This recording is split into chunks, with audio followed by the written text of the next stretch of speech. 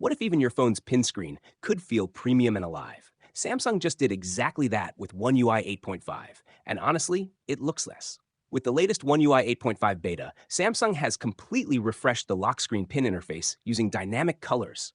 And it's not just eye candy. This update makes unlocking your phone feel smoother, more modern, and more personal.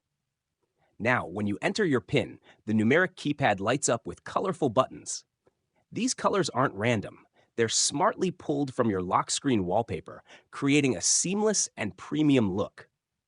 You'll still notice a soft blur effect behind the keys, which helps keep everything readable while maintaining that clean aesthetic. Even the emergency call button at the bottom now adapts to this new color engine, making the entire screen feel unified and thoughtfully designed.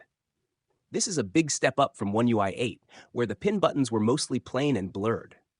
In One UI 8.5, Samsung replaces flat, solid keys with dynamic, gradient-style buttons that genuinely enhance the visual experience without sacrificing usability.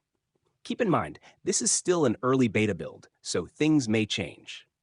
Samsung is likely to fine-tune the colors and animations before the final release.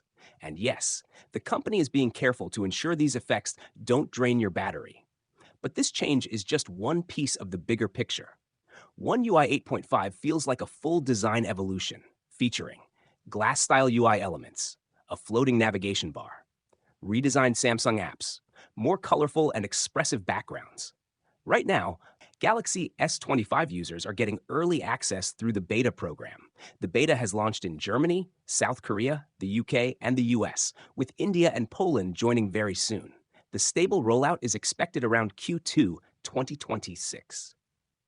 So what do you think? Do dynamic colors on the pin screen make One UI feel more premium, or is it just visual fluff? Drop your thoughts in the comments.